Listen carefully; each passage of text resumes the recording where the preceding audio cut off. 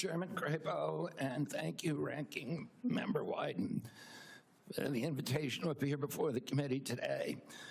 Before I summarize what we've accomplished this year at HHS, I want to express my deepest condolence to the family of DeKalb County Police Officer David Rose, who gave his life to stop the gunfire attack on the CDC on August 8th. Officer Rose was a veteran. He was a husband and the father of 2 children. Officer Rose's widow, whom I visited, is expecting their 3rd child. I'd like Officer Rose's family to know that he remains in our prayers and that he will continue to be in our thoughts. Let me start with the big picture. Under President Trump's leadership, we at HHS are enacting a once-in-a-generation shift from a sick care system to a true healthcare system that tackles the root causes of chronic disease. Chronic diseases reach crisis proportions in our country. And finally, we have an administration that is taking action. The MAHA report assessment, which the White House released in May, was the first government analysis of the key drivers of childhood chronic disease: ultra-processed foods, chemical exposures, physical inactivity, and over-medicalization. This month, we will follow with the MAHA report strategy, the Trump administration's solution for addressing each cause. At HHS, we haven't just been writing reports. We have been the busiest, most proactive administration in HHS history. In just half a year, we've taken on food dyes, baby formula contamination, the grass loophole, fluoride in our drinking water, gas station heroin, electronic cigarettes, drug prices, prior authorization, information blocking.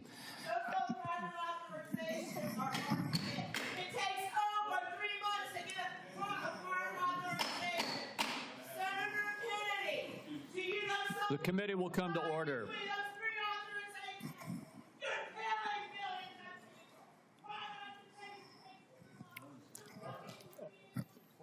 I apologize to you for that outburst, Secretary Kennedy. I would notify everyone else in the audience.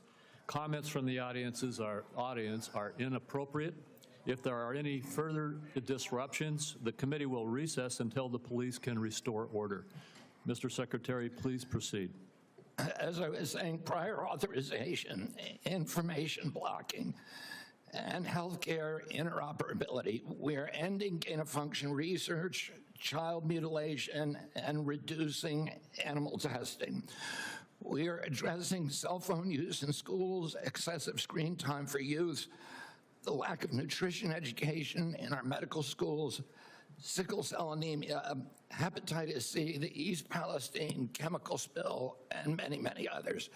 At FDA, we are now on track to approve more drugs this year than at any time in history. I'm also proud to say that HHS under President Trump is doing more with less. We have taken measures to fight waste, fraud, and abuse. Just by eliminating duplicative enrollments in CMS, we are saving taxpayers $14 billion a year.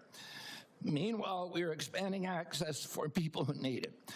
We are ending racist diversity, equity, and inclusion practices and instead focusing on aiding low-income and vulnerable families, regardless of their race, which was the original intent of Title X. We're also pouring $1 billion into Head Start and the Administration for Children and Families.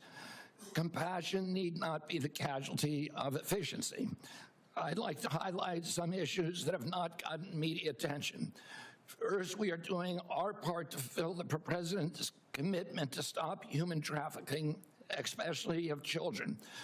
We inherited a terrible humanitarian crisis from the previous administration with its open border policies, which allowed the appalling loss of 476,000 unaccompanied children. We have implemented policies now to ensure that that appalling tragedy can never happen again. We have knocked on 82,000 doors and located 22,000 of those children. I promise you that we will do more in the next 3 years. We are also addressing the disastrous health conditions in tribal communities on Native American reservations. I've met face-to-face with tribal leaders in dozens of communities and tribes in Alaska, Arizona, Idaho, New Mexico, and elsewhere. And I look forward to making HHS resources more available to those communities. One of the most significant initiatives under President Trump is the Rural Health Transformation Fund, part of the president's big, beautiful bill, which will provide the greatest investment of federal money into rural health care in history. Finally, I would like to address the recent shakeups at CDC. These changes were absolutely necessary adjustments to restore the agency to its role as the world's gold standard public health agency with the central mission of protecting Americans from infectious disease. CDC failed that responsibility miserably during COVID, when its disastrous and nonsensical policies destroyed small businesses, violated civil liberties, closed our schools, caused generational damage in doing so, massed infants with no science, and heightened economic inequality. And yet all those oppressive and unscientific interventions failed to do anything about the disease itself. America is home to 4.2% of the world's population, yet we had nearly 20% of the COVID deaths. We literally did worse than any country in the world. And the people at CDC who oversaw that process, who put masks on our children, who closed our schools, are the people who will be leaving. And that's why we need bold, competent, and creative new leadership at CDC. People able and willing to chart a new course. As my father once said, progress is a nice word, but change is its motivator, and change has its enemies. That's why we need new blood at CDC. That's also why it's imperative that we remove officials with conflicts of interest and catastrophically bad judgment and political agendas. We need unbiased, politics-free, transparent, evidence-based science in the public interest. Those are the guiding principles behind the changes at the CDC, and that is what you can expect all across our agency for the next 3 years.